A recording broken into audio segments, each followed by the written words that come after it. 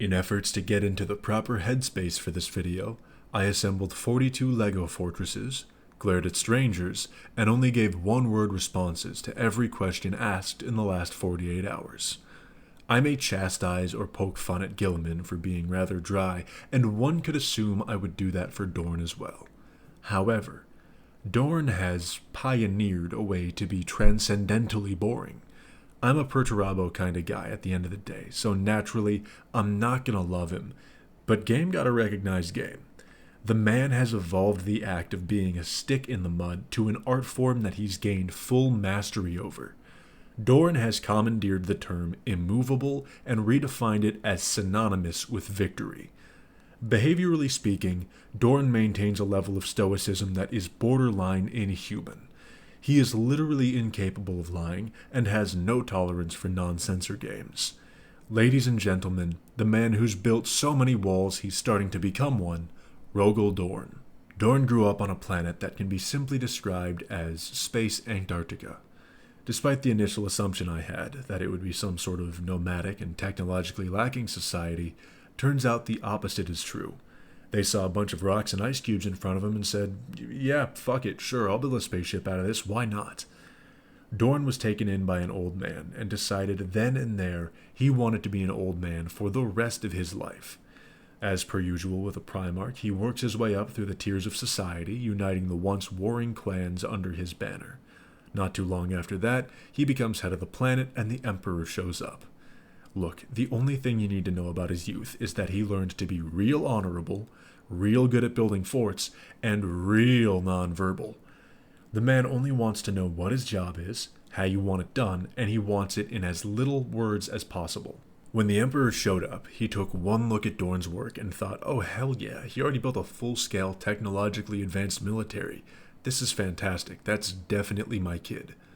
This meeting would take place on the Phalanx, an absolutely fuck-off massive space station from an age of technology long since gone that Dorn was able to bring into working order.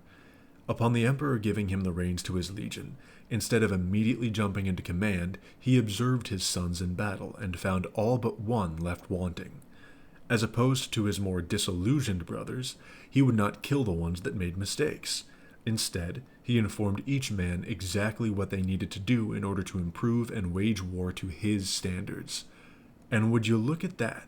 When you have an entire legion of people desperate to please you, they will attempt to live up to your standards. Contrary to popular belief amongst Primarchs, you don't actually need to execute a massive amount of your sons if they're not up to par. We get to learn a lot more about Dorn when he begins to interact with his brothers. Even amongst the members of his family that were picture perfect when waging war, everyone would admit you cannot break Dorn's defense, except for Perturabo, but he gets his own time in a minute. It's also worth noting, despite Dorn being characterized by a cold and calculating nature, he also has remarkably severe anger issues. When Leman Russ, your intergalactic werewolf Viking demigod brother, tells you that you've got an anger problem, it's probably time for therapy. Dorn, however, never did end up making it to therapy, as he was spending all of his time being the foreman of the Imperial Palace's construction, which brings us to Perturabo. Perturabo and Dorn were incredibly similar in most regards, despite how much neither of them or their fans would like to admit it. Here's where the key difference comes into play. Every last one of the Emperor's kids had their fair share of bad days at the office, except for Perturabo. For him, it was every single day without fail. Not only that, he would come home from an absolute horseshit day at work, only to be told by the Emperor that he had already cooked dinner for Dorn, and the only thing left for Perturabo in the fridge was some frozen fucking peas. So naturally, as is so common among Primarchs, one brother begins to despise another due to the actions of their father. I don't think the Emperor planned out the civil war that was soon to come, but it's definitely his fault a lot of his kids hated each other. For a being of nigh omnipotence, holy shit is he plagued by very human writing. As far as I'm aware, this is quite easily the most intense rivalry between legions, even surpassing that of the feud between the Space Wolves and the Thousand Sons.